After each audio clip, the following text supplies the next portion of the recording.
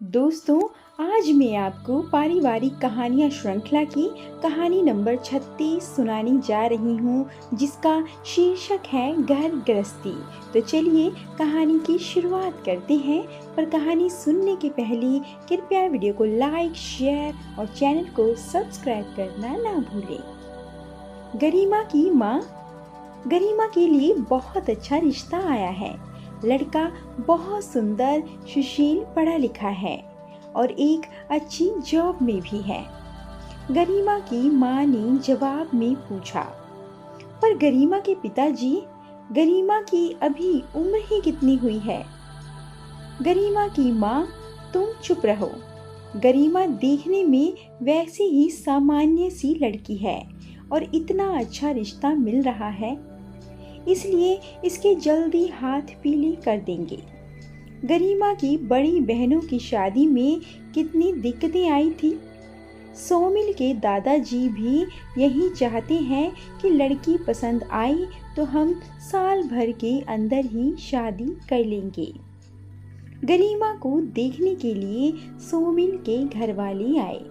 गरिमा सीधी सादी, सांवली सी लड़की उनको अपने सोमिल के लिए पसंद आ गई और गरिमा की ग्रेजुएशन के बाद ही उसकी शादी हो गई।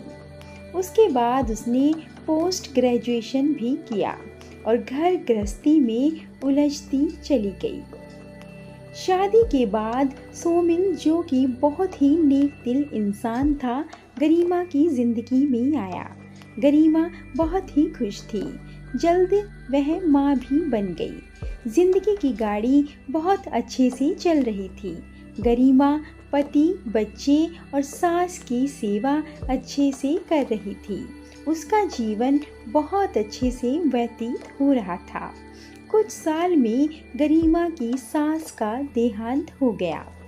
देहांत होने के 1 साल बाद गरिमा फिर से गर्भवती हुई और उसको एक पुत्र की प्राप्ति हुई। जब छोटा बच्चा भी स्कूल जाने लगा, तब उसने अपने कैरियर के बारे में सोचा, पर सोमिल उसे हमेशा मना करता था कि क्या ज़रूरत है, मैं तो कमा रहा हूँ, तुम घर में ही रहो, बच्चों की देखभाल करो। पर जिद करके गरिमा ने जॉब शुरू कर दी। छोटे बच्चों के साथ जॉब करना बड़ा मुश्किल हो रहा था। सोमिल भी बिल्कुल ध्यान नहीं दे पा रहा था। जैसे तैसे गरिमा काम चला रही थी। बच्चे भी छोटी क्लास में थे।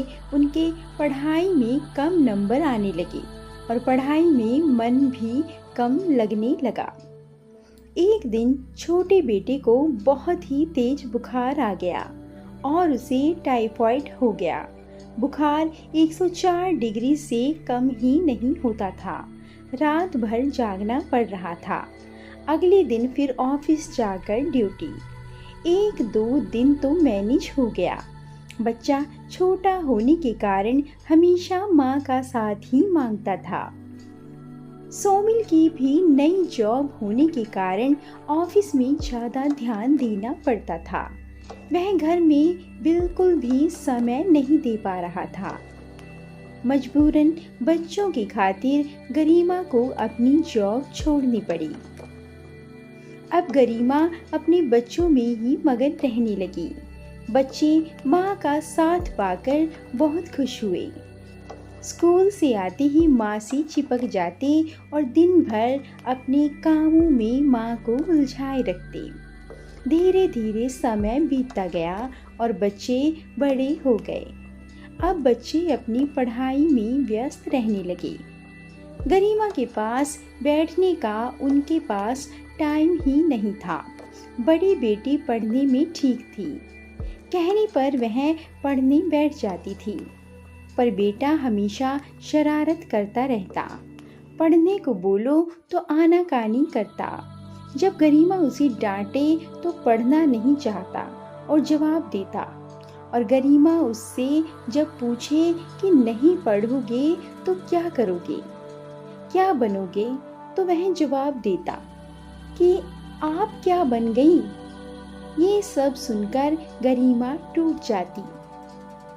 गरिमा सोचने लगी कि कभी इन्हीं बच्चों के खातिर नौकरी छोड़ दी और आज वे बोल रहे हैं कि आप क्या बन गई। इस पछतावे में आंखों में आंसू लेकर दूसरे कमरे में चली गई और सोचने लगी कि उम्र के इस पड़ाव में क्या उसे फिर से जॉब स्टार्ट करनी चाहिए।